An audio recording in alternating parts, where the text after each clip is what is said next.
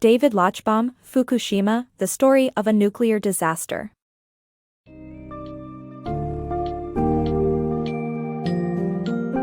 Fukushima, The Story of a Nuclear Disaster unravels the harrowing events surrounding the 2011 Japan earthquake and tsunami, and its impact on the Fukushima Daiichi nuclear power plant. Prepare to delve into the post-disaster response, the flaws in Japan's contingency plans, government misinformation, and the resultant economic and social implications. The book raises awareness about the control of the nuclear industry, its conflict of interest with governments, and reveals the possible dangers that the United States might face due to similar conditions.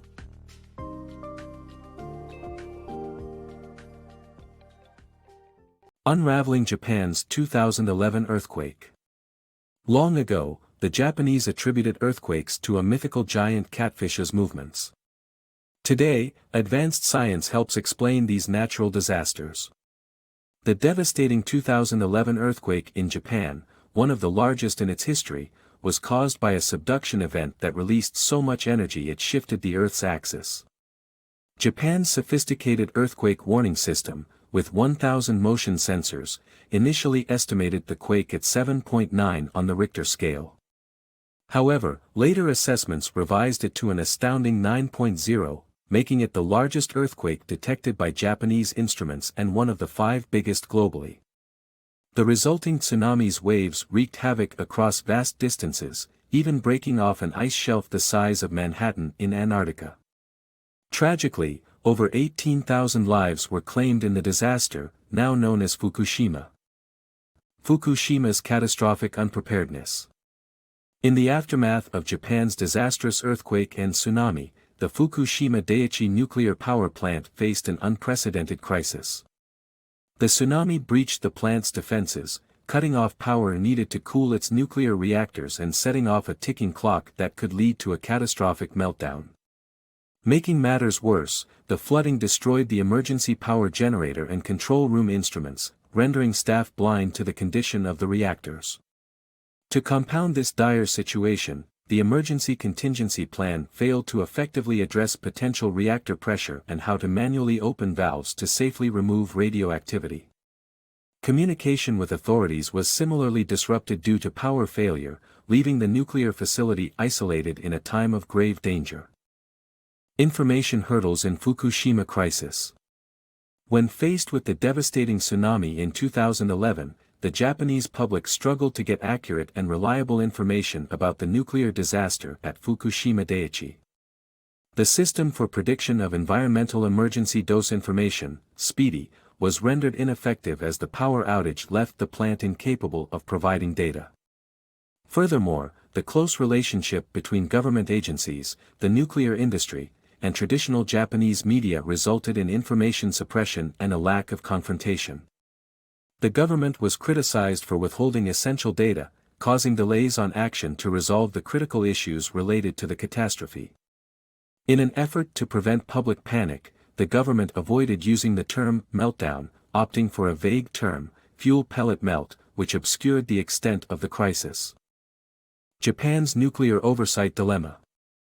Since World War II, nuclear power has served as a way for Japan to lessen its reliance on foreign energy resources. The nation built nuclear plants at an unprecedented pace, but regulation and oversight did not keep up.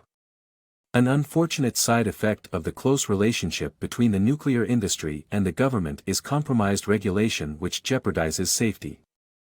Cases of suppressed information about nuclear dangers have been documented, such as Tokyo Electric Power Company's, TEPCO, mishandling of a reactor crack. Misinformation about the risks of nuclear power has also been prevalent, and if risk concerns were properly addressed, catastrophes like the Fukushima disaster might have been avoided. In Japan, post-World War II, nuclear power emerged as an opportunity for independence from reliance on foreign electricity supplies. As a result, Japan built nuclear plants more quickly than any other nation. However, the speed of expansion outpaced the capacity for proper regulation and oversight. The entwined relationship between the nuclear industry and the government is a major hurdle in implementing effective oversight. A 2012 report disclosed that a significant portion of members on the government's Nuclear Safety Commission received substantial donations from the nuclear industry. Additionally, the prospect of lucrative jobs in the nuclear sector after retirement from regulatory positions may also compromise unbiased supervision. One notable instance of oversight failure occurred when TEPCO's nuclear inspector discovered a reactor crack at Fukushima. Instead of addressing the issue, TEPCO demanded that the inspector conceal evidence. Although the inspector reported the problem to regulators, they merely instructed TEPCO to handle the issue, which led to the inspector being fired. Moreover, the actual risks of nuclear power are often downplayed. The Japanese government and media portrayed the Chernobyl disaster as an isolated incident resulting from poor Soviet equipment and inadequately trained operators rather than acknowledging potential risks in Japan. Over a decade later, the New York Times reported numerous unsuccessful lawsuits against the Japanese government over insufficient nuclear reactor safety. Seismologist Katsuhiko Ishibashi posits that if these safety concerns had been addressed, the Fukushima disaster might have been averted. Fukushima's far-reaching effects. The Fukushima disaster resulted in immense damage, both human and economic. TEPCO needed a $25 billion loan within 2 weeks to finance repairs, with the government estimating $317 billion in economic impact due to cleanup and reconstruction costs. The food and fishing industries were also heavily impacted by radioactive contamination, with the latter only recently recovering. The disaster fueled civil unrest in Japan, prompting massive protests. Many demanded a shutdown of all reactors, but Prime Minister Yoshihiko Noda instead restarted 2 previously shut down reactors, a decision that faced significant public opposition. Unmasked nuclear safety fallacies.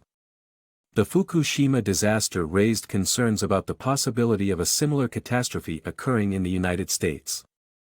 While American plants have different risks, such as a lower likelihood of earthquakes and flood risks, there are still potential dangers.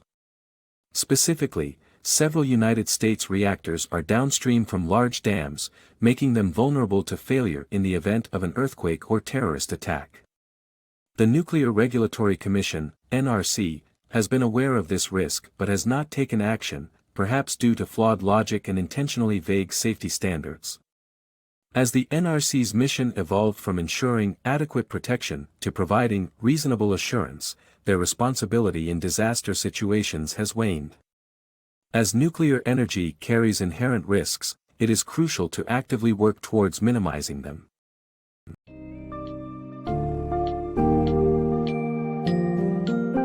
Fukushima, the story of a nuclear disaster, serves as a stark reminder of the consequences of inadequate disaster planning and the lapses in regulatory oversight. As we bear witness to Japan's staggering human and economic loss, the book alerts us to take the necessary steps towards transparency, effective communication, and safeguarding lives and resources. Moreover, it highlights the potential dangers that the United States might face due to similar risks, urging governments and authorities worldwide to re-evaluate disaster response plans and adequate safety measures in their nuclear power industries.